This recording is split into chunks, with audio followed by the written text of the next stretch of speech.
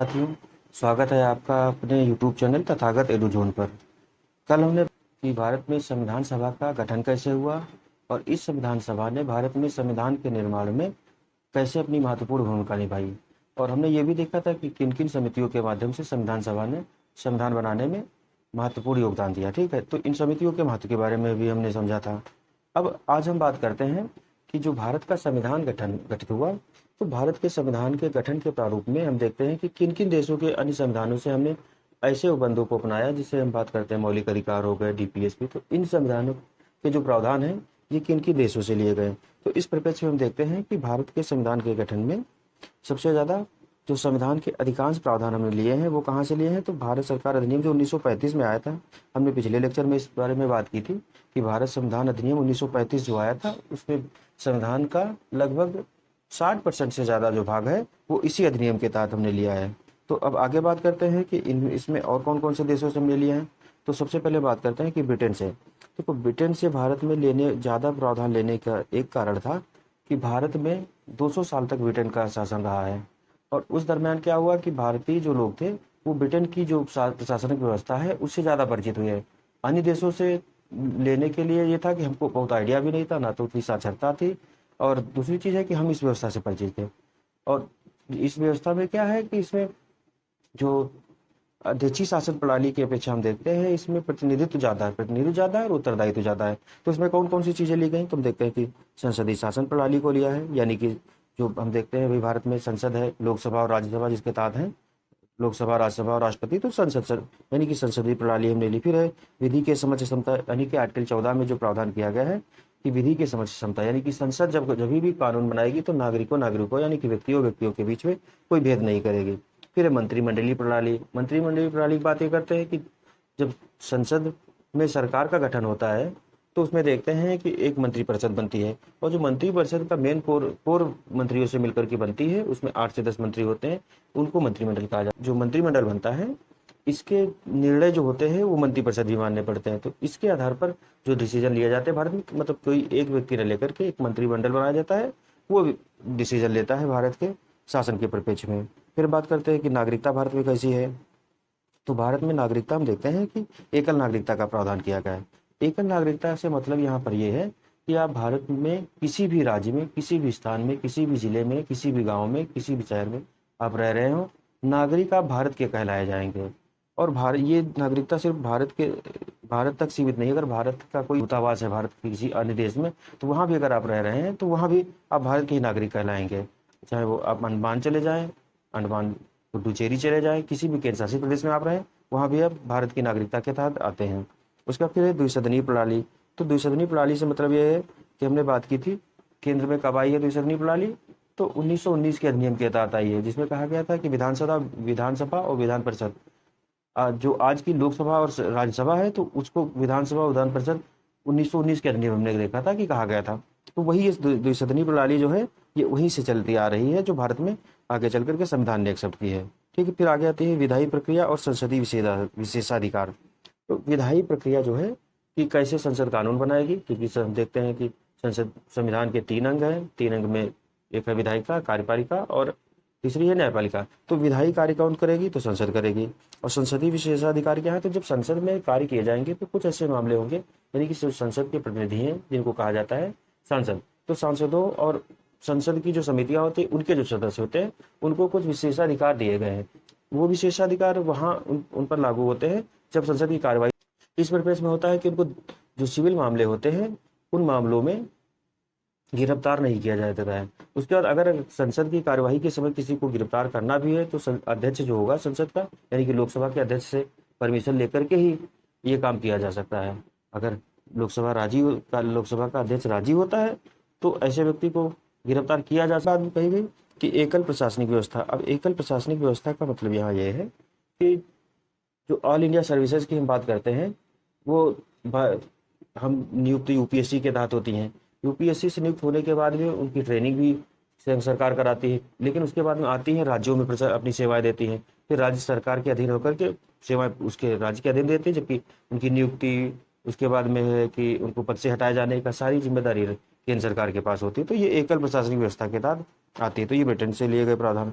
आगे देखते हैं और क्या है, तो उसके बाद आगे भी और है कि कार्य या एकीकृत न्याय प्रणाली, इसको बोलते हैं भारत में। जैसे अमेरिका में क्या है कि दोहरी द्वैध न्याय प्रणाली है। राज्यों का अपना अपना जो उच्च न्यायालय है वहाँ के सर्वोच्च न्यायालय की तरह काम करता है। लेकिन भारत में क्या है, भारत में सबसे ऊपर सर्वोच्च न्यायालय है, फिर उच्च न्यायालय है, उसके बाद जिला जज हैं, जिला जज के बाद में फिर मुंसिफ न्यायालय आते हैं। इस तरीके से बहुत सारे न्यायालयों की व्यवस्था की गई, लेकिन सबसे ऊपर जो है हायरार्की में हम देखते हैं वो सर्वोच्च न्यायालय है।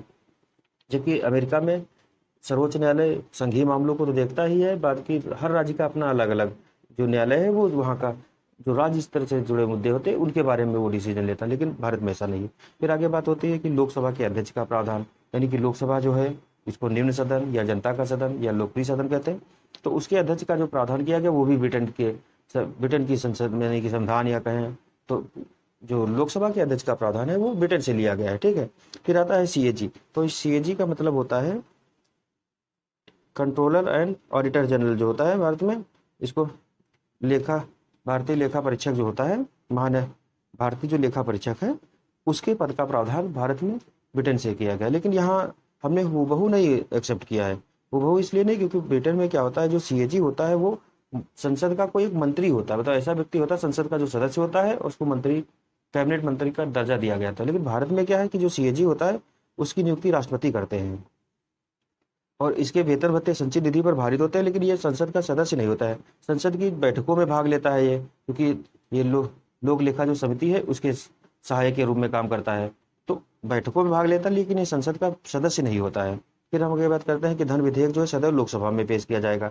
ये लोकसभा को अधिक अधिकार देता है। जो संसदीय व्यवस्था है, ये संसदीय व्यवस्था का जो प्रावधान है ये ब्रिटेन से लिया गया है। फिर आगे हम बात करते हैं संसदीय में शासन प्रणालियां जो देखते हैं लोकतांत्रिक देशों में दो तरीके पाई जाती हैं। एक तो संसदीय शासन प्रणाली होगी, दूसरी होगी अध्यक्षीय शासन प्रणाली। तो भारत ने संसदीय शासन प्रणाली को अपनाया है। तो संसदीय शासन प्रणाली में क्या है कि जहाँ कार्यपालिका और विधायिका जो है मिलकर कार्य करें, जैसे कि ब्रिटेन और भारत में। इसका मतलब ये हुआ कि देखो जो कार्यपालिका के सदस्य होते हैं वो विधायिका के सदस्य से ही चुने जाते हैं। जैसे हम यहाँ से सांसद चुनकर भेजते हैं, सांसद या विधायक चुन करके भेजते हैं। अब इन्हीं में से सरकार का गठन होता है, ये सरकार का गठन करते हैं। और सरकार का जब गठन होता है तो मंत्रिपरिषद बनाई जाती है। मंत्रिपरिषद को ही भारत में कार्यपालिका कहते हैं। कार्यपालिका के प्रमुख में सबसे ऊपर राष्ट्रपति है, उनके नीचे फिर प्रधानमंत्री आते हैं, उपराष्ट्रपति, फिर प्रधानमंत्री, फिर और इसी तरीके से चलते आते हैं। और कार्यपालिका में भी देखते हैं हम दो तरीके की कार्यपालिका, एक स्थायी कार्यपालिका, दूसरी है अस्थायी कार्यपालिका। तो अस्थायी कार्यपालिका में मंत्रिपरिषद प्लस राष्ट्रपति आते हैं, स्थायी में लोक सेवक आते हैं। तो ये कहा गया है कि जहाँ कार्यपालिका और विधायिका मिलकर कार्य करें, यानी कार्यपालिका के सदस्य होते हैं वो विधायिका के ही सदस्य होते हैं। ऐसी इस तरीके से देखो, तो इस तरीके की व्यवस्था कहाँ है, भारत और ब्रिटेन में है। अध्यक्षीय शासन प्रणाली की हम बात करते हैं तो अध्यक्षीय शासन प्रणाली कहाँ कहाँ है, तो जहाँ कार्यपालिका और विधायिका में पृथक्करण हो, जैसे यूएसए में। पर यहाँ पृथक्करण से मतलब यह है कि अमेरिका में क्या होता है, राष्ट्रपति के पद के लिए डायरेक्ट चुनाव होता है, वो हर 4 साल में होता है, ठीक है। राष्ट्रपति चुन लिया जाता है और संसद में जो सदस्य चुने जाते हैं वो हर राज्य से अलग अलग आते हैं। उसके बाद क्या होता है, राष्ट्रपति का जो मंत्रिमंडल, यानी कि भारत में जो मंत्रिपरिषद बनती है वो संसद के सदस्यों से ही मिलकर बनती है। जो संसद के सदस्य नहीं भी है तो उनको 6 महीने के अंदर सदस्यता लेनी होती है किसी भी एक सदन की, चाहे वो राज्यसभा हो चाहे लोकसभा की। लेकिन अमेरिका में ऐसा नहीं है। अमेरिका में क्या है कि आप संसद के सदस्य जो हैं वो मंत्री नहीं बनते, मंत्री राष्ट्रपति अपने मनमर्जी चुनता है, जिनको चाहता है वो उनको बनाता है। तो वहाँ संसद के सदस्य मंत्रिपरिषद में नहीं आते हैं। इस तरीके की जो प्रणाली है वो अध्यक्षीय शासन प्रणाली है, वो अमेरिका में पाई जाती है। भारत में जो है वो संसदीय शासन प्रणाली है। फिर हम आगे बात करते हैं कि संयुक्त राज्य अमेरिका से कौन कौन से प्रावधान लिए गए हैं। तो इस पेज में हम देखते हैं कि जो लिखित संविधान है, तो विश्व का जो सबसे पहला लिखित संविधान आया है वो अमेरिका में ही आया है 1789, यानी कि 1789 में आया है। जो वो अमेरिका में सबसे पहले लिखित संविधान आया है। तो अमेरिकी क्रांति हुई, क्रांति के बाद में फिलाडेल्फिया में बैठक हुई। उस बैठक के दौरान अमेरिकी जो प्रतिनिधि थे उन्होंने मिलकर के विश्व का सबसे छोटा लिखित संविधान बनाया है। तो पहला जो लिखित संविधान अमेरिका से लिया गया, भारत में भी उसी को अपनाया गया है। फिर संविधान की सर्वोच्चता, तो भारत ने संविधान की सर्वोच्चता को एक्सेप्ट किया है, ना कि संसद की सर्वोच्चता को। संसद कानून बना सकती है राज्य शासन प्रशासन से जुड़े, हम देखते हैं कानून बनाने का काम संसद करती है, लेकिन संसद सर्वोच्च नहीं है। सर्वोच्च कौन है हमारे वहाँ है, संविधान है, क्योंकि संविधान ही अपने तीनों अंगों, यानी कि जो विधायिका, कार्यपालिका और न्यायपालिका है, उनको शक्तियाँ कहाँ से मिलती है, संविधान से मिलती हैं। तो भारत में संविधान की सर्वोच्चता ली गई है। दूसरा है कि स्वतंत्र न्यायपालिका या न्यायिक पुनरावलोकन, यहाँ भारत में न्याय, जैसे अमेरिका में न्यायपालिका की स्वतंत्रता को सुनिश्चित किया गया है, क्योंकि होता क्या है कि हम संसदीय प्रणाली को मजबूत करने के लिए और एक दूसरे पर निरीक्षण का काम करने के लिए कि जो अगर संसद से कोई काम गलत हो जा रहा है तो उसका निरीक्षण न्यायपालिका कर सके, तो इस वजह से क्या किया गया, न्यायपालिका को स्वतंत्र बनाया गया है कि न्याय में देरी ना हो, कि अगर लोगों को न्याय ही नहीं, एक संस्था ऐसी संस्था हो जो उन मामलों को देख सके और उन पर सुधार कर सके। तो हम देखते हैं कि इस तरीके से सर्वोच्च न्यायालय का गठन किया गया और सर्वोच्च न्यायालय की स्वतंत्रता को सुनिश्चित किया, ये संविधान में प्रावधान है। न्यायिक पुनरावलोकन होता है कि किसी भी विधायिका और कार्यपालिका के किसी भी मामले को और न्यायपालिका अपने भी मामलों की समीक्षा कर लेती है, तो इसी को कहते हैं न्यायिक पुनरावलोकन। ने मूल संरचना का सिद्धांत दिया है, जिसके तहत उसने मूल जो न्यायिक पुनरावलोकन है उसको मूल संरचना का सिद्धांत के तहत माना है।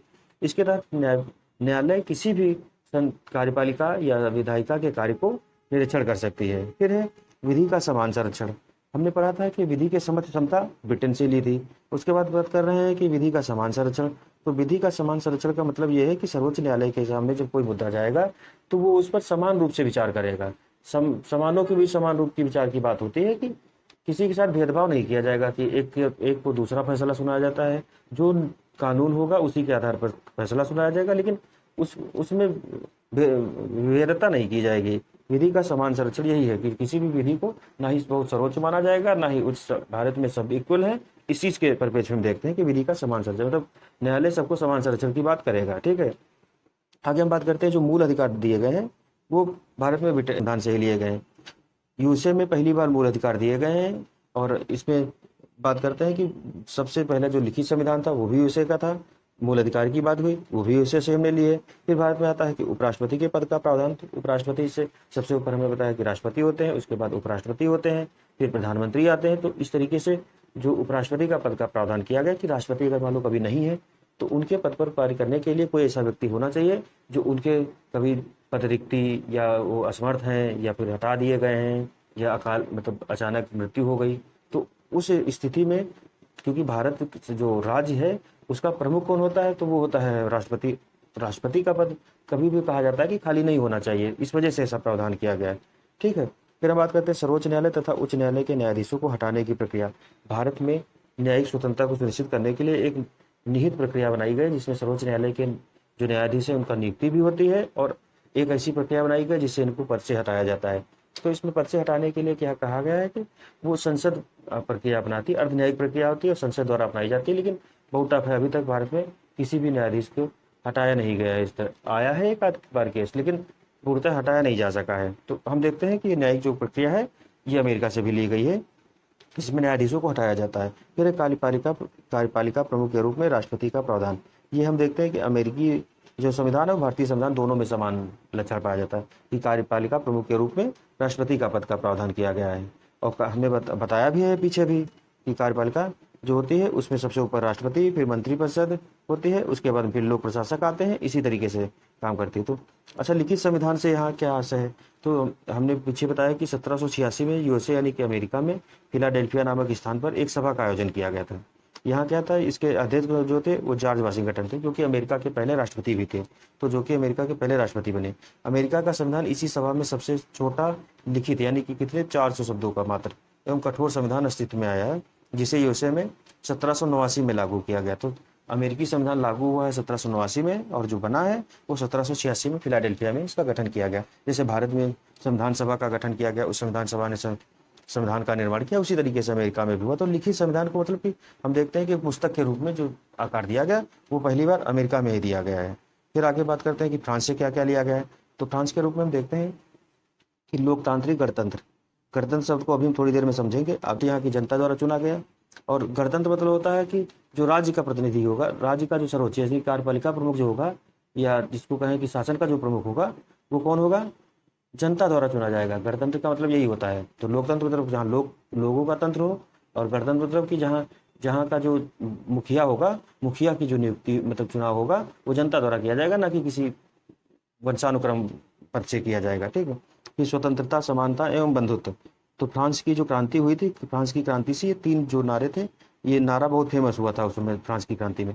तो इसको लगभग विश्व के कई देशों ने अपनाया, तो भारत ने भी अपनाया है। क्या है, स्वतंत्रता, सबको स्वतंत्रता होगी, कुछ प्रतिबंधों के साथ समानता है, यानी कि सबके बीच समता की बात की गई है।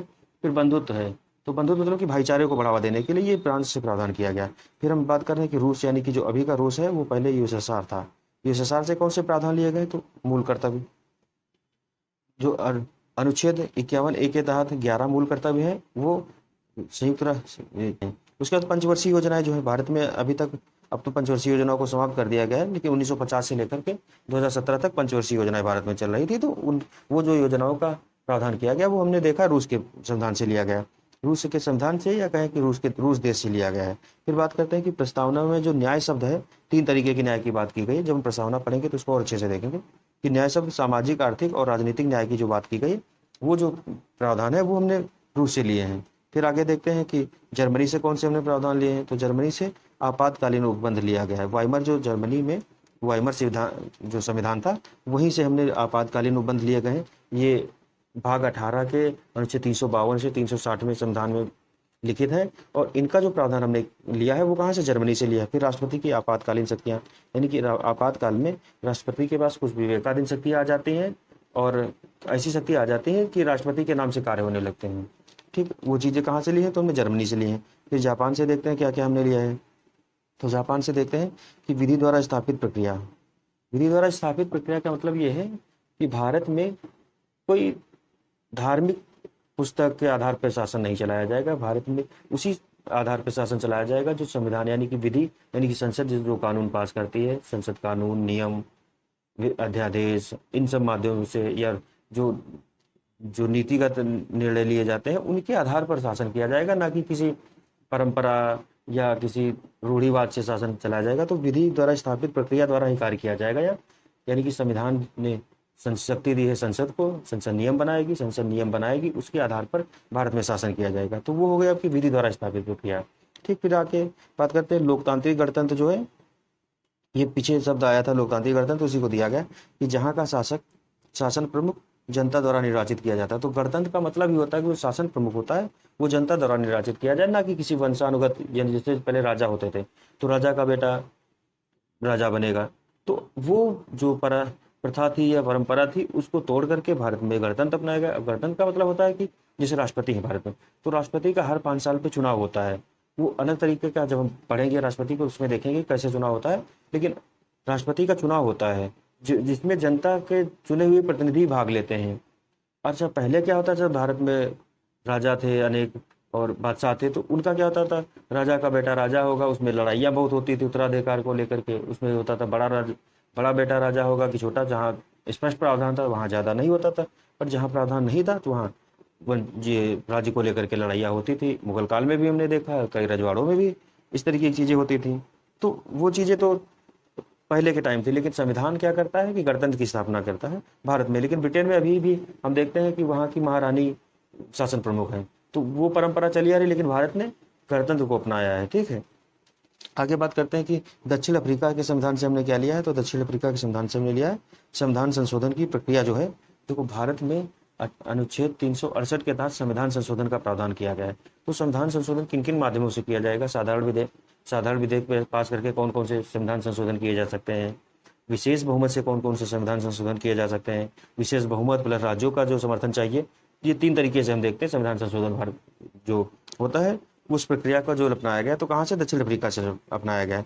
फिर आगे बात करते हैं कि राज्यसभा के सदस्यों का जो निर्वाचन होता है वो किस प्रक्रिया से अपना होता है, क्योंकि लोकसभा के जो होते हैं, जो सांसद होते हैं, तो उनको हम लोग डायरेक्ट चुन करके भेजते हैं। हर 5 साल में चुनाव होता है, उनको चुनकर भेजा जाता है। लेकिन जो राज्यसभा के सदस्य चुने जाते हैं उनके लिए अलग प्रक्रिया अपनाई जाती है। तो वो प्रक्रिया क्या है, क्योंकि राज्यसभा जो है उसको राज्यों का प्रतिनिधि बोलते हैं, राज्यों के प्रतिनिधि उसमें जाते हैं। तो उसमें हर राज्य के विधायक जो होते हैं वो वोट डालते हैं, उन विधायकों से चुन करके राज्यसभा के सदस्य बनते हैं। उसमें से 12 सदस्यों को राष्ट्रपति मनोनीत करता है। तो उस प्रक्रिया को जो लिया गया है वो हमने देखा है कि दक्षिण अफ्रीका से लिया गया है। फिर आगे देखते हैं कि आयरलैंड से हमने क्या लिया है, तो आयरलैंड से हम देखते हैं कि नीति निर्देशक सिद्धांत लिए गए हैं भारत में। जो डीपीएसपी हम बात करते हैं, एक तो मौलिक मूल अधिकार थे, हमने यूएसए से लिए थे, लेकिन जो नीति निर्देशक सिद्धांत है, जो राज्यों को दिए गए निर्देश हैं, वो लिए गए आयरलैंड से। फिर राष्ट्रपति के निर्वाचन की प्रक्रिया, राष्ट्रपति के पद का प्रावधान हमने देखा था यूएसए से लिया गया था, लेकिन जो राष्ट्रपति की निर्वाचन प्रक्रिया है वो कहाँ से ली गई है, वो ली गई है आपके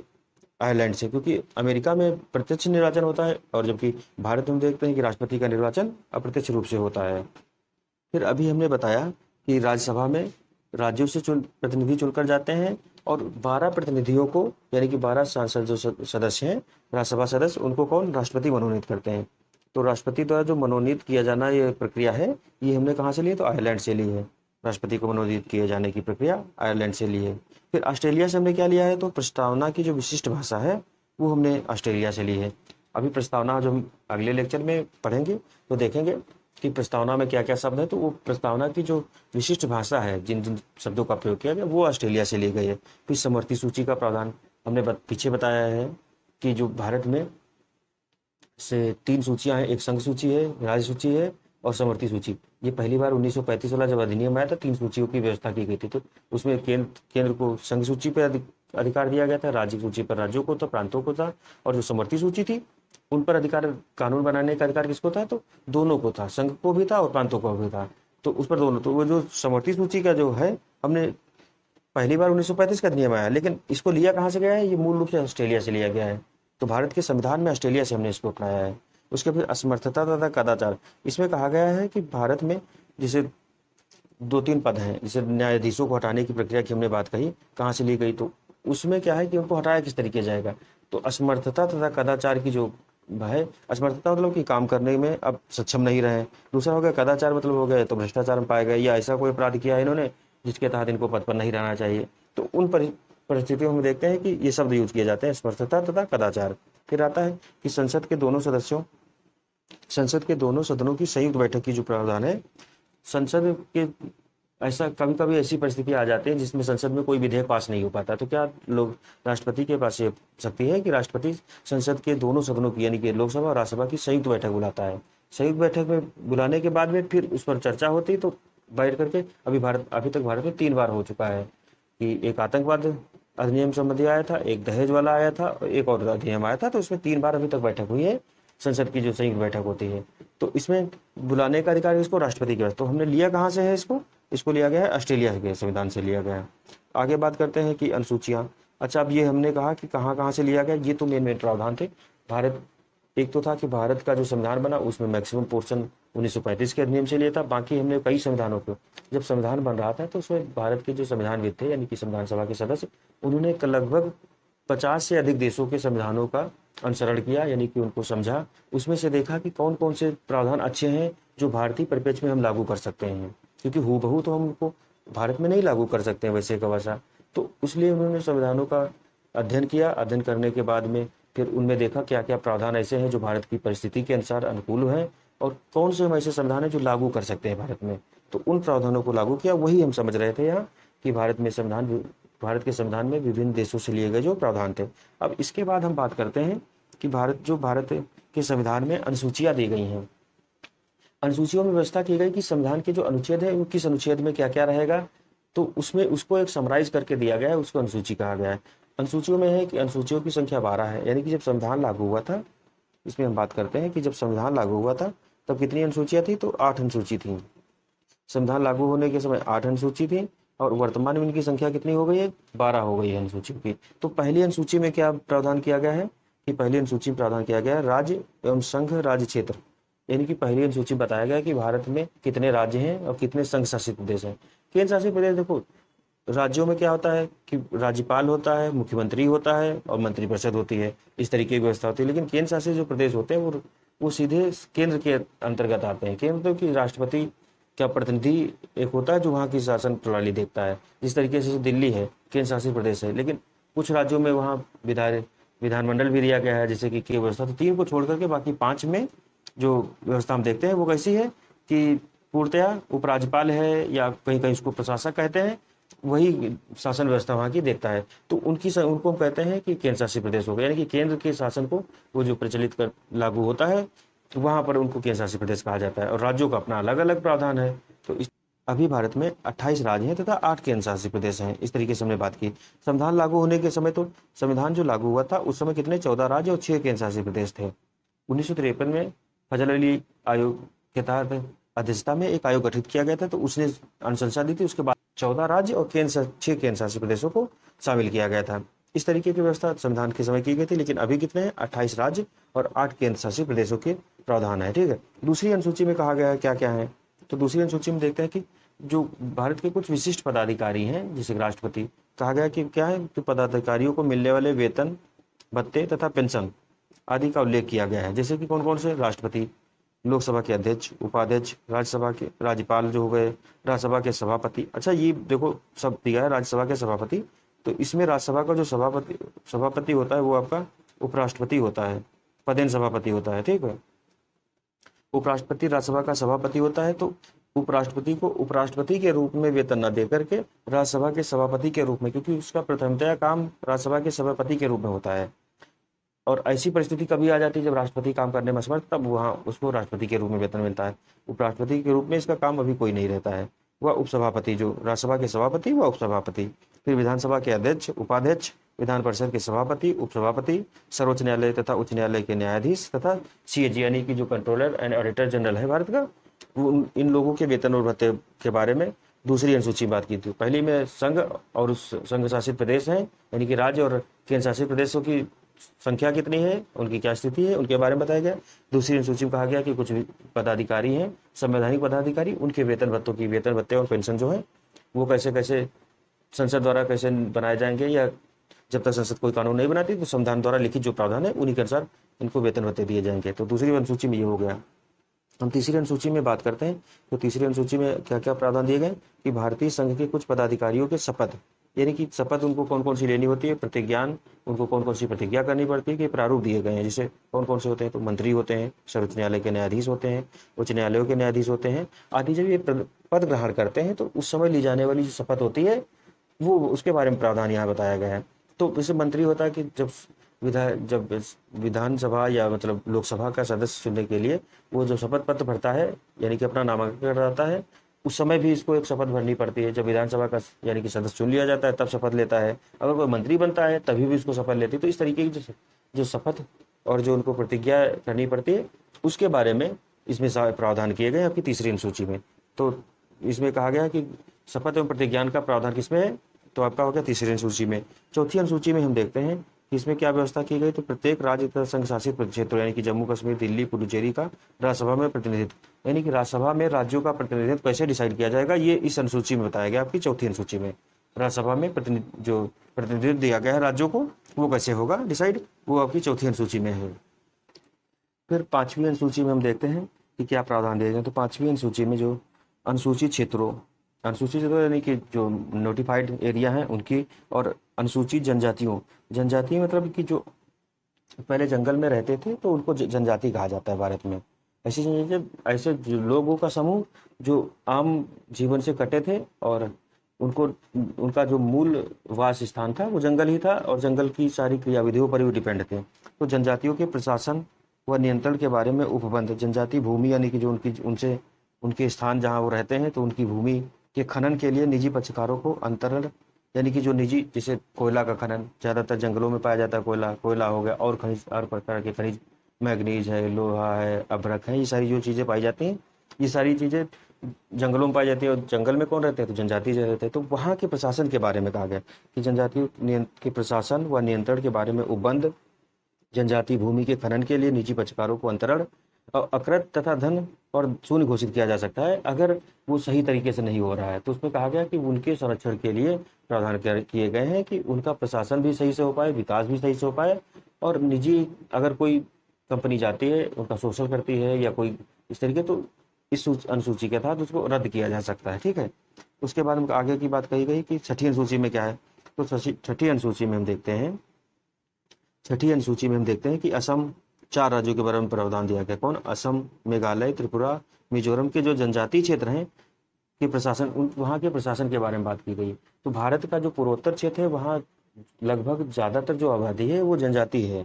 तो जनजातियों के जो प्रशासन के बारे में अलग से व्यवस्था करनी पड़ती है, क्योंकि वहाँ सामान्य जो कानून जो अदर स्टेट हैं वहाँ के यहाँ के कानून की अपेक्षा अगर वैसे कानून वहाँ लागू करेंगे तो जनजातियों की जो अपनी विशेष संस्कृति है ना वो खतरे में पड़ जाएगी। तो उसको बचाने के लिए और उनकी जो परंपराएं हैं, अच्छी प्रकृति संरक्षण, इस तरीके की चीज़ें, तो उनको बचाने के लिए वहाँ अलग तरीके के प्रावधान किए जाते हैं।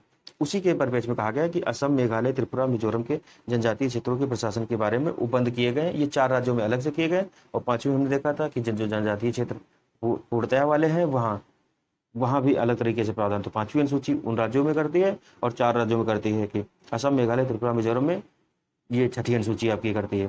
फिर 7वीं अनुसूची में कहा गया है जो केंद्र राज्य संबंध, यानी कि तीनों सूचियों का जो विवरण उल्लेख किया गया है, ये आपकी किसमें 7वीं अनुसूची में किया गया। अब आप लोग याद करिए कि हमने 1935 वाला जब नियम पढ़ा था तो उसमें कहा था कि तीन अनुसूचियां थी। कौन कौन सी? संघ सूची, राज्य सूची और समवर्ती सूची। तो उन 3 सूचियों की संख्या किसमें है? तो 7वीं अनुसूची में आपकी तीनों सूचियों की संख्या रखी गई है। अब संघ सूची जब संविधान लागू हुआ तो 97 विषय थे, उसमें अभी कितने वर्तमान में 98 विषय हो गए हैं। 101 कहीं पर भी आता, लेकिन जो मान्य है वो 98 ही है। ठीक है। उसके बाद फिर राज्य सूची की हम बात करते हैं तो राज्य सूची में 66 विषय थे जब संविधान लागू हुआ था। उसके बाद अभी कितने हैं? तो वर्तमान में 59 विषय हो गए हैं। इसमें यानी कि संख्या घट गई है। क्या हुई? तो इसमें कुछ विषय थे, 5 विषय थे, उनको हटा करके, यानी कि राज्य सूची के विषय को, कुछ विषयों को हटा करके कहाँ ला दिया गया है? तो समवर्ती सूची में 47 विषय थे। 47 विषय में से 5 विषय इसमें जोड़ दिए गए, और तो ये हो गए 52 विषय हो गए हैं। ये 42वें संविधान संशोधन द्वारा किया गया था। इसमें 52 हो गए हैं समवर्ती सूची में। राज्य सूची में 66 विषय हैं और जो संघ सूची है उसमें 97 विषय हैं। तो अब हम बात करते हैं कि राज्य संघ सूची जो है उसमें क्या है। तो इसमें राष्ट्रीय महत्व के विषय होते हैं, यानी कि जो भी राष्ट्रीय स्तर के महत्व के विषय होते हैं वो संघ सूची में आते हैं। जिन पर संसद कानून बनाती है वो वाले सारे विषय संसद कानून बनाती है और प्रशासन करती है, वो विषय आपके संघ सूची में आते हैं। इसलिए इस पर कानून बनाने का अधिकार संघ सरकार को होता है। जैसे कौन कौन सी हैं? रेडियो और टेलीविजन, क्योंकि रेडियो और टेलीविजन सिर्फ एक किसी राज्य में थोड़े चलाया जाता है, वो पूरे भारत भर में चलाया जाता है। इसलिए उसके बारे में उसका रेगुलेटरिंग करना, उसके बारे में जो अच्छी अलॉट की जाती है, वो सारी चीज़ें केंद्र सरकार के तहत होती हैं। शेयर बाजार हो गया, डाकघर हम देखते हैं कि पूरे भारत भर में फैले हैं, तो ये संघ सरकार के तहत आते हैं। फिर बचत बैंकों की जो स्थापना है वो भी राज्य सरकार, केंद्र सरकार के तहत है। जनगणना केंद्र सरकार कराती है। बैंकिंग सारा काम नियमन जो है आरबीआई करता है, तो आरबीआई केंद्र सरकार के तहत है। बीमा भी जितनी हम देखते हैं रेगुलेटिंग अथॉरिटी हैं, बीमा की इरडा हो गई और पीएफआरडीए, ये सारी मॉनिटरिंग अथॉरिटीज़ हैं, ये केंद्र सरकार के तहत गठित की जाती है। फिर अच्छा हो गया रेलवे, निगम कर, युद्ध तो सीधे सीधे केंद्र सरकार के तहत आता है। उसके बाद विदेशी मामलों के संबंध में केंद्र सरकार कानून बनाती है। फिर परमाणु शक्ति जो हो गया ये केंद्र सरकार के तहत ही आता है। तो इस तरीके से हम देखते हैं कि जो संघीय मामलों के विषय, संघीय यानी कि पूरे राष्ट्र भर को जो हित प्रभावित करते हैं, वो विषय केंद्र सरकार बनाती है। वो संघ सूची में आते हैं, उन पर कानून केंद्र सरकार बनाती है। इस तरीके से हमने बात की। फिर आगे हम बात करते हैं कि आगे क्या है। तो राज्य सूची क्या है? राज्य सूची में 67 विषय थे, अभी वर्तमान में 59 विषय हैं। और इसमें क्या है? तो इस पर कानून राज्य सरकार बनाती है या स्थानीय महत्व के होते हैं। स्थानीय मतलब कि राज्य की कुछ विशिष्ट परिस्थितियां भी होती हैं, कुछ कॉमन होते हैं हर राज्य में, लेकिन वो हर राज्य सरकार अपने अपने तरीके से कानून उन पर बनाती है। और स्थानीय महत्व के जो विषय होते हैं उन पर राज्य सरकार कानून बनाती है। जैसे कौन कौन से? तो पुलिस हम देखते हैं राज्य सरकार के तहत आती है। लोक स्वास्थ्य मतलब हो गया कि जैसे राज्यों में जिला अस्पताल हो गए, इस तरीके के हो गए। अब तो कई पर केंद्र भी अस्पताल, जैसे एम्स हो गया, इस तरीके वाले तो केंद्र के होंगे, बट जो जिला अस्पताल हो गए, ये सारे जो अस्पताल रहते हैं ये सब राज्य सरकार के तहत आते हैं। तो लोक स्वास्थ्य में और भी सारी चीज़ें आती है। स्वच्छता हो गया, सफाई हो गई, ये स्वच्छता है। प्रति व्यक्ति यानी कि प्रति व्यक्ति कर जो लगता है ये राज्य सरकार के तहत लगाया जाता है। फिर गैस हो गया आपका, कृषि है, कृषि पर भी जो ऋण लेने की बात कही जाती है वो राज्य सरकार के तहत आता है। रेलवे, पुलिस, कारागार, पंचायती राज एवं भूमि सुधार आदि जो प्रावधान है ये सारे किसके तहत आते हैं? राज्य सरकार के तहत आते हैं। फिर अगला नोट क्या है? तो 42वां जो संविधान संशोधन हुआ था उसके द्वारा 1976 में इंदिरा गांधी उस समय प्रधानमंत्री थी भारत की, और आपातकाल लागू हुआ था। तो 1976 में 42वां संविधान संशोधन हुआ था, जिसके तहत राज्य सूची के 5 विषयों को निकाल करके समवर्ती सूची में रखा गया था। कौन कौन से थे ये? तो एक था वन, क्योंकि वन सिर्फ एक राज्य में थोड़े है, एक वन पूरे भारत में पाए जाते हैं। लगभग कम ज़्यादा मात्रा का अंतर रहता है, लेकिन पाए जाते हैं। तो वन हो गए वन्य जीव तथा एवं पशु पक्षी। परिवार नियोजन पूरे देश भर का काम है। फिर बांट माप की तो कहा गया कि कहीं कहीं में जो मापन की प्रणाली हो एक जैसी हो, इस तरीके से। फिर शिक्षा हो गया, शिक्षा के लिए ज़्यादा प्रयास किया जाए। तो समवर्ती सूची, राज्य सूची से जो विषय थे इनको हटा करके इसमें कहा गया कि ये ऐसे विषय जो स्थानीय महत्व के भी हैं और राष्ट्रीय महत्व के भी, तो इन पर दोनों कानून बना सके, इस वजह से इसको समवर्ती सूची में डाल दिया गया है। अब बात करते हैं कि समवर्ती सूची में क्या क्या है। तो मूल संविधान में 47 विषय थे, अभी वर्तमान में 52 विषय हो गए हैं। यह राष्ट्रीय और स्थानीय दोनों महत्व के विषय होते हैं, इसलिए इन पर कानून बनाने का अधिकार संघ और राज्य दोनों का होता है। तो इस पर जो समवर्ती सूची होती है उस पर संघ और राज्य दोनों कानून बनाते हैं। जब भी टकराव की स्थिति आती है तो संघ का जो कानून होता है वो अधिक प्रभावी होता है, जबकि कानून जो है वो दोनों बना सकते हैं, राज्य और केंद्र दोनों ही कानून बनाते हैं। आपकी एक अनुसूची छूट गई है, 8वीं अनुसूची में लिखना भूल गए हैं, तो इसको हम बता दे रहे हैं कि 8वीं अनुसूची जो है उसमें क्या प्रावधान है कि 8वीं अनुसूची में भारत में जो भाषाएं हैं, भारतीय भाषाएं, तो उनको भाषाओं को 22 भाषाएं हैं, तो 22 भाषाओं को 8वीं अनुसूची में शामिल किया गया है। उसमें आपकी हिंदी हो गई, कश्मीरी हो गई, गुजराती हो गई, मराठी हो गई, तेलुगु, तमिल, कन्नड़, मलयालम, उड़िया, संस्कृत, इस तरीके की 22 भाषाएं संविधान में शामिल की गई। मूल जो संविधान था उसमें 14 भाषाएं थी, अभी वर्तमान में 22 भाषाएं हो गई हैं।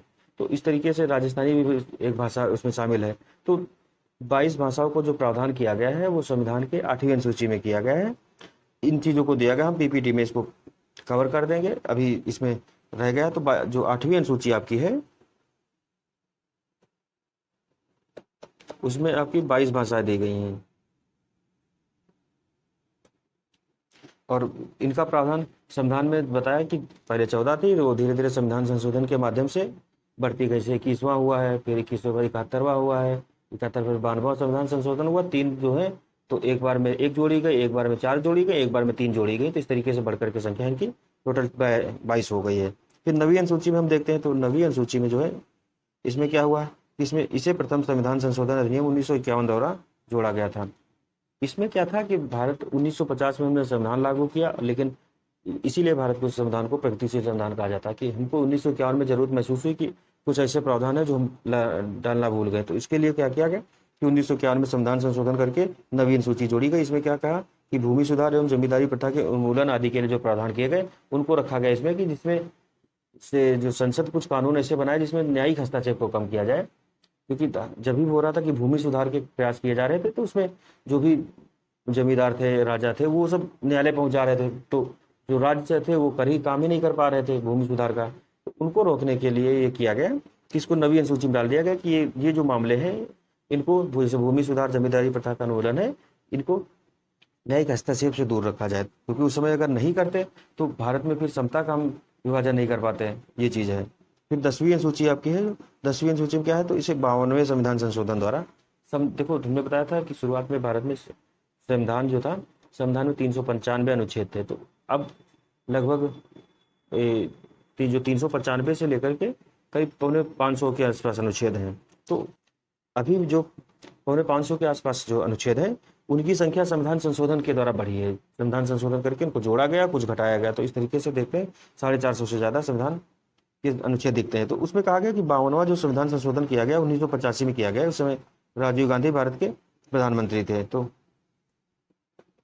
राजीव गांधी भारत के प्रधानमंत्री थे। इन्होंने क्या किया कि जो दल बदल संबंधी कानून है उस समय 1985 के दौर का, जो 1985 के आसपास का जो दौर है उसमें देखते हैं कि भारत में दल बदल वाली जो स्थिति थी बहुत ज़्यादा थी। क्योंकि आज नेता किसी दूसरी पार्टी में है, कल पता चला दूसरी पार्टी में है। तो एक हरियाणा के नेता थे, उनके बारे में कहा जाता है आयाराम गयाराम उनका नाम था। उन्होंने एक दिन में कई पार्टियों में अपना दल बदल किया। तो उन चीज़ों को रोकने के लिए कि कोई भी सरकार स्टेबल हो सके, कि कोई भी नेता आज इसमें कल उसमें न जा सके, तो उसमें कुछ प्रावधान किए। तो ये 52वें संविधान संशोधन के तहत लाया गया था, 1985 में लाया गया था। इसमें दल बदल संबंधी कानून शामिल किए गए थे। फिर 11वीं अनुसूची जो आपकी आई थी, ये आपकी आई थी 73वें संविधान संशोधन द्वारा। 73वें संविधान संशोधन हुआ है 1992 में। इसके तहत हम देखते हैं कि पंचायती राज जो व्यवस्था है भारत में, ग्राम पंचायतों को जो संवैधानिक दर्जा दिया गया है, ये 73वें संविधान संशोधन द्वारा 1992 में दिया गया। और जो 24 अप्रैल है, 24 अप्रैल को पंचायती राज दिवस भी मनाया जाता है। तो 24 अप्रैल 1993 को पंचायती राज जो अधिनियम था उसको लागू कर दिया गया है। और इसकी जो बनकर के आया था तो 1992 में इसे पेश किया गया था और बना था। तो लागू कब से हुआ था?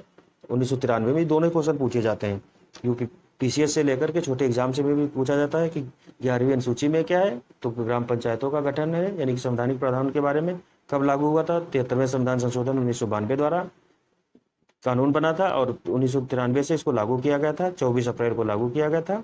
और इसमें विषय कितने हैं? तो 29 विषयों को शामिल किया गया है। 29 विषय वो विषय हैं जो ग्राम सभा के प्रशासन से संबंधित विषय हैं। इसमें जो बिल्कुल स्थानीय महत्व के लोकल विषय होते हैं उनको शामिल किया गया है। जैसे हो गया कि ग्राम की जो बाजार लगती, बाजार हाट हो गए, मेले हो गए, और जो तालाब है, पोखरों का निर्माण है, शिक्षा ग्राम स्तर पर है। ये सारे जो विषय, यही सारे 29 विषय इसमें शामिल किए गए कि कैसे कैसे प्रशासन होगा। फिर आगे हम बात करते हैं कि 12वीं अनुसूची जो है, 12वीं अनुसूची में क्या प्रावधान है। तो 73वें संविधान संशोधन द्वारा 11वीं अनुसूची को शामिल किया गया था, और जो 74वां संविधान संशोधन हुआ था उसके तहत क्या किया गया था, 1992 में ये भी आया था। तो इसके तहत जो है नगरीय जो पंचायतें हैं, जैसे गांव पर स्तर पर देखते हैं, भारत में जो स्थानीय प्रशासन है उसको 3 टायर में बांटा गया है, मतलब 3 स्तरीय मतलब कि सबसे निचले स्तर पर ग्राम पंचायत थी, पंचायतों में। उसके स्तर पर देखे हैं ब्लॉक में विकासखंड होती है, और उसके ऊपर होती है जिला पंचायत। इसी तरीके से 74वें संविधान संशोधन द्वारा तो क्या किया गया कि नगरीय पंचायत को भी 3 स्तरों में बांटा गया है, कि निचले स्तर पर रहती है नगर पंचायत, फिर बीच में देखते हैं नगर परिषद रहती है, फिर सबसे ऊपर जो रहता है वो नगर निगम रहता है।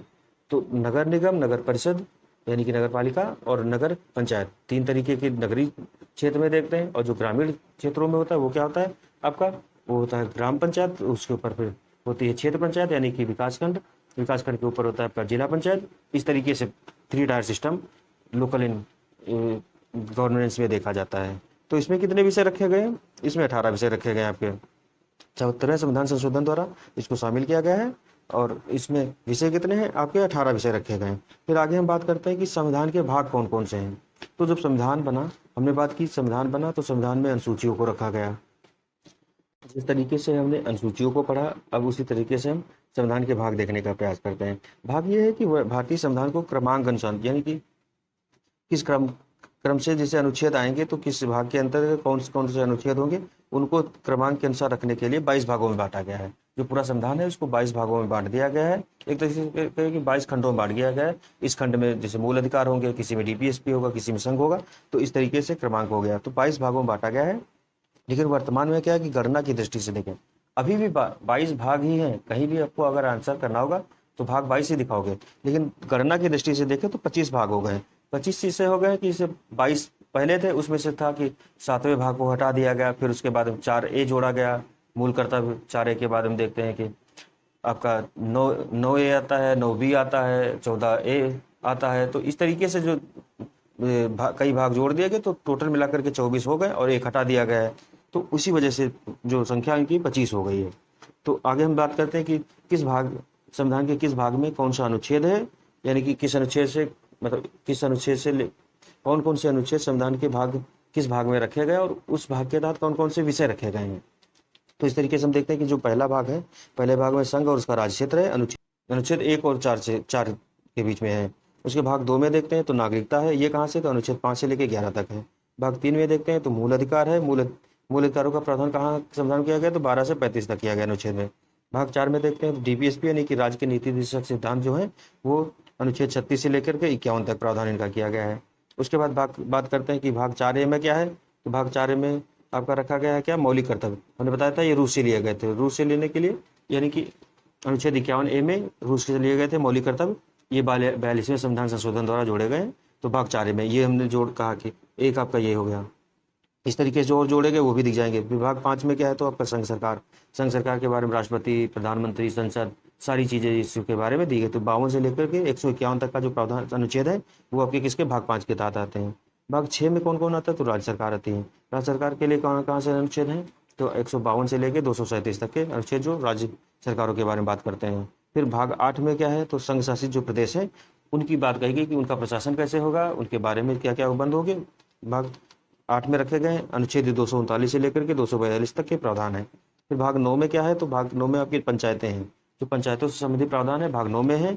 तो इनके अनुच्छेद कहाँ, तो 243A और 243O तक के हैं। मतलब 243 में कहा गया ग्राम पंचायतें होंगी। फिर जो 243A है, A से लेकर O तक के जो प्रावधान है वो ग्राम पंचायतों के अन्य प्रावधान दिए गए कि इनकी गठन कैसे होगा, आरक्षण कैसे दिया जाएगा, चुनाव कैसे होंगे, वित्त की व्यवस्था कैसे होगी, इस तरीके की जो बातें हैं। उसी तरीके से भाग 9 ये जोड़ा गया, भाग 9A और भाग 9B।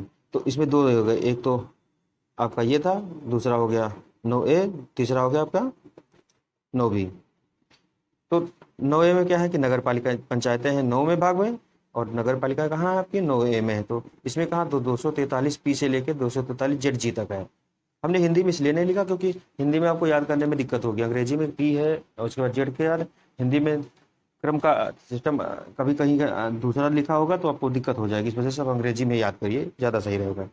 तो इस तरीके से अनुच्छेद 243 पी से लेकर के 243 जेड जी तक है नगर पालिका वाले जो प्रावधान है। 9 बी वाला जो है भाग ये का है तो सहकारी समितियों की बात करता है। सहकारी समिति मतलब कि कोऑपरेटिव सेक्टर को लोगों में समन्वय और सहकारिता को बढ़ावा देने के लिए इन समितियों की स्थापना की जाती है। हम देखते हैं ग्रामीण स्तर पर ये लोगों को एक साथ ला करके और विकास को दोगुना करने की, यानी कि विकास की गति को बढ़ावा देने के लिए सहकारी समितियां बनती हैं। ये ऋण भी प्रदान करती हैं। आप सहकारी समिति खुद भी बना सकते हो, सरकार की तरफ से बनाई जाती है सहकारी समितियां। तो इनका प्रावधान कहाँ से है? तो अनुच्छेद 243 से 243 जेड एच से लेकर जेड टी तक किया गया है। फिर आगे बात करते हैं तो भाग 10 में क्या है, इसमें दिया गया है अनुसूचित क्षेत्र, यानी कि अनुसूचित और जनजातीय जो क्षेत्र हैं, हमने बताया था 5वीं 6ठी अनुसूची में जो दिए थे उस तरीके वाले, तो इसमें भाग में भी दे दिया सीधे। कहाँ है? तो ये अनुच्छेद 244 से 244 ए तक के प्रावधान दिए गए हैं। अच्छा, जैसे संविधान में हमने कहा था कि 395 से लेकर के अनुच्छेद जो बढ़ गए तो ऐसे बढ़े, जैसे 244 मूल अनुच्छेद था उसके साथ में 244 ए हो गया, तो इसका मतलब है कि बाद में संविधान संशोधन द्वारा जोड़ा गया है। इस तरीके से है। आगे बात करते हैं भाग 11 में है क्या है, तो भाग 11 में संघ और राज्यों के बीच जो संबंध दिए हैं, यानी कि विधायी और प्रशासनिक संबंध जो है वो आपके भाग 11 में दिए गए। अनुच्छेद 245 से लेकर के 263 तक के जो प्रावधान है ये केंद्र और राज्यों के बीच जो संबंध की बात करते हैं। फिर भाग 12 में देखते हैं तो भाग 12 में वित्त संपत्ति संविदाएं और वाद्य, यानी कि विधायी जो वित्तीय संबंध है केंद्र राज्य के बीच में वो आपके भाग 12 में दिए गए हैं। अनुच्छेद 264 से लेकर के 300 ए तक के हैं। 300 ए को बाद में जोड़ा गया है 44वें संविधान संशोधन द्वारा। ये देखो ए दिया जिन जिन अनुच्छेदों के साथ में कैपिटल अंग्रेजी के कैपिटल लेटर में ए बी सी जो भी दिया गया तो ये बाद में जोड़े गए हैं। इस तरीके का है। फिर अब बात करते हैं भाग 13 में क्या है, तो क्या है, भारत के राज्य क्षेत्र के भीतर व्यापार वाणिज्य एवं समागम, मतलब भारत का जो एरिया है उसके बीच आप व्यापार कर सकते हैं, आ जा सकते हैं, खरीदारी कर सकते हैं, मतलब उसके अंदर ट्रेड करने के लिए आपके लिए क्या क्या नियम है उनका प्रावधान अनुच्छेद 301 से लेकर के 307 तक किया गया है कि कोई व्यक्ति अपने व्यापार और वाणिज्य को बढ़ावा देने के लिए भारत के किसी भी राज्य में आ जा सके, व्यापार कर सके। ये चीज़ें कई इसमें रेस्ट्रिक्शन भी हैं कि कहाँ कहाँ हमको नहीं जाना है, लेकिन वो इसमें प्रावधान दिए गए कि आप अपने व्यापार को बढ़ावा दे सके। फिर भाग 14 में क्या है, तो भाग 14 में संघ एवं राज्यों के अधीन सेवाएं हैं। ये वही सेवाएं हैं जिनके लिए आपसे तैयारी करना चाहते हैं। 308 से लेकर के 323 तक के। 312 में ऑल इंडिया सर्विसेज यानी कि IAS की जो बात करते हैं वो आपकी 312 में दी हुई है। इसी तरीके से राज्यों के तहत जो सेवाएं हैं वो भी इन्हीं के तहत आती हैं। 315 में आपका लोक सेवा आयोग, राज्य लोक सेवा आयोग और ज्वाइंट लोक सेवा आयोग, ये सारे 315 के तहत दिए गए। तो इनका जो प्रावधान कहाँ है, तो राज्यों एवं संघ एवं राज्यों के अधीन जो सेवाएं हैं 308 से लेकर 323 तक है। एक और भाग जो बाद में जो जोड़ा गया तो वो 14A। तो हमने ऊपर बताया था कि 4A, 9A, 9B और ये 14A इस तरीके के जोड़े गए और 7वां हटा दिया गया। जो भाग 7 था वो हटा दिया गया था 7वें संविधान संशोधन द्वारा। तो इस वजह से टोटल 25 संख्या हो गई है। लेकिन गणना की दृष्टि से मूल जो भाग है वो 22 ही हैं। कहीं भी आंसर आएगा तो भाग 22 ही रहेंगे, इसमें 25 नहीं रहेंगे। हम बस 25 ये दे दिया है कि हाँ टोटल आप काउंट करोगे तो इसमें 25 दिखेंगे, लेकिन ये उसी मेन भाग के ही भाग हैं, ठीक है, 22 ही भाग हैं, ठीक। तो अधिकरण इसमें दिए गए। अधिकरण तो ट्रिब्यूनल्स जो गठित किए जाएंगे, जैसे हमने कहा सर्वोच्च न्यायालय जो है, उसके बाद हाई कोर्ट है, हाई कोर्ट बाद फिर जिला जज हैं, जिला न्यायालय हैं, जिला न्यायालय के बाद फिर मुंशी न्यायालय। तो इसमें कहा गया कि न्यायिक व्यवस्था को और सुगम करने के लिए ट्रिब्यूनल बनाए जाएंगे। ये क्या करेंगे कि जो प्रशासनिक मामले होते हैं, जैसे प्रशासनिक जो ट्रिब्यूनल बनाए जाएंगे जिसमें अधिकारियों के जो IAS हो गए, IPS हो गए और भी तरीके के जो अधिकारी हैं उनसे रिलेटेड जो मामले होते हैं, तो इन ट्रिब्यूनल के पास जाकर के वो अपनी शिकायत कोई दर्ज करा सकता है या अपना पक्ष रख सकता है, उसके लिए किया गया। फिर अदर तरीके के भी ट्रिब्यूनल बनाया गया। तो इसमें आर्टिकल 323A और 323B। तो 323A में प्रशासनिक अधिकरण की बात करता है, इसमें अदर तरीके के अधिकरण की बात की जाती है। तो आपका अधिकरण वाला पोर्शन हो गया। फिर भाग 15 में क्या है, तो भाग 15 में आपका निर्वाचन दिया है। निर्वाचन अनुच्छेद 324 से लेकर के 329 तक के जो प्रावधान है वो अनुच्छेद ये निर्वाचन के बारे में दिए गए हैं। फिर भाग 16 में क्या है, तो कुछ वर्गों के संबंध में विशेष प्रावधान दिए गए। कुछ वर्गों के संबंध में जैसे आरक्षण के जो दावे होते हैं वो इन्हीं के तहत 330 में कहा गया है कि लोकसभा में SC ST को आरक्षण का प्रावधान किया गया। इसी तरीके 332 में विधानमंडलों में SC ST को आरक्षण का प्रावधान किया गया है। अब भाग 17 की हम बात करते हैं, तो भाग 17 में आपका क्या है, राजभाषा दिया गया है। राजभाषा संबंधी जो प्रावधान है भाग 17 में है। कहा गया आर्टिकल 343 कहता है कि संविधान की मतलब भारत की राजभाषा हिंदी होगी, देवनागरी लिपि लिखी, जो देवनागरी लिपि में लिखी जाएगी। इसके प्रावधान कहाँ से कहाँ तक है, तो अनुच्छेद 343 से लेकर के 351 तक के प्रावधान है। अब इसी तरीके से भाग 18 में देखते हैं, तो आपातकालीन जो प्रावधान है ये आपके भाग 18 में दिए गए हैं।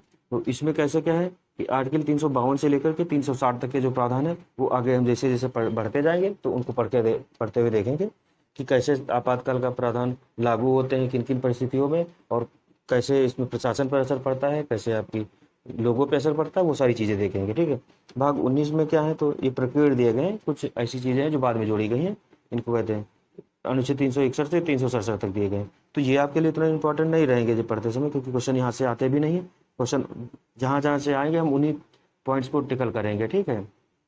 फिर भाग 20 में क्या है, तो संविधान का संशोधन, हमने कहा था अनुच्छेद 368 के तहत संविधान का संशोधन का प्रावधान किया गया है, ये आपका कहाँ है, भाग 20 में है। फिर भाग 21 में क्या है, तो अस्थायी संक्रमणकालीन व विशेष उपबंध, अब अनुच्छेद 369 से 392 तक के दिए गए। आपको अनुच्छेद 370 तो याद ही होगा, 2019 में जिसको समाप्त किया गया है। तो 370 ये यहीं पर था कि जिसमें जम्मू कश्मीर और जो जनजातीय क्षेत्र हैं उसमें कर्नाटक हो गया, महाराष्ट्र हो गया, गुजरात हो गया, और जो पूर्वोत्तर के राज्य हैं उनके बारे में कुछ कुछ विशेष उपबंध किए गए हैं कि जो जो जनजातीय क्षेत्र हैं या ऐसे संक्रमणशील क्षेत्र हैं जहाँ विकास अभी उतना नहीं हुआ, तो वहाँ के बारे में विशेष उपबंध किए गए। और अस्थायी जो थे वो किसके तहत लिए थे, तो ये 370 के तहत थे। फिर भाग 22 में क्या है, तो संक्षिप्त नाम, यानी कि कुछ संक्षिप्त नाम दिए गए हैं। फिर प्रारंभ किसका किसका कैसे, हिंदी में प्राधिकृत पाठ, यानी कि जो राष्ट्रपति को अधिकार दिया गया था कि राष्ट्रपति संविधान का हिंदी में प्राधिकृत पाठ जारी कराएगा, तो वही वाली सारी चीज़ें दी गई अनुच्छेद 393 से 395। तो इस तरीके से हमने आज बात की अभी तक कि देखा संविधान में किन किन देशों से कौन कौन से प्रावधान लिए गए हैं, उसके बारे में जितनी अनुसूचियाँ थी उनके बारे में समझा। उसके बाद हमने देखा कि भाग कौन से थे। भाग के बाद में इसमें कुछ नोट्स दिए गए, इनको देखते हैं क्या है। तो भाग 4A को 42वें, यानी ऊपर हमने बताया भी है, जो 4A यानी कि मूल कर्तव्य जो है अनुच्छेद 51A के तहत जो शामिल किए गए हैं, इनको संविधान संशोधन अधिनियम 1976 द्वारा 42वें संविधान संशोधन द्वारा जोड़ा गया है। और 42वें संविधान संशोधन द्वारा ही भाग 14A जो था अधिकरण वाला, उसको भी शामिल किया गया है। उसके बाद भाग 7 को संविधान से हटा दिया गया था 7वें संविधान संशोधन 1956 में ही। उसके बाद भाग 9A को 74वें संविधान संशोधन द्वारा जोड़ा गया है। भाग 9B को 97वें, यानी कि ये सहकारी समिति वाला जो प्रावधान है ये आपका कब 2011 में जोड़ा गया है। तो इस तरीके से देखते हैं कि 7 को हटा दिया गया है, बाकी कितने 3 आपके और नए जोड़ दिए गए हैं। तो इस तरीके से संख्या जो हो गई इनकी कितनी हो गई, 25 हो गई है। अब इस तरीके से देखते हैं, हमने यहाँ तक बात की, आगे क्या है। तो अब लेक्चर आई थिंक बहुत ज़्यादा बड़ा हो गया है, इसे फिर हम आगे के लेक्चर में बाकी चीज़ें बात करेंगे। इसमें भारतीय संविधान की विशेषताएं और प्रस्तावना के बारे में बात करेंगे। तो आज हमने यहाँ तक का समझ लिया, अब आगे इसी तरीके से डेली एक एक लेक्चर इसे छोटा ही रखने की कोशिश करेंगे, तो जल्दी से जल्दी अपने सिलेबस को कवर करते हैं। ठीक है, धन्यवाद। जय हिंद, जय भारत।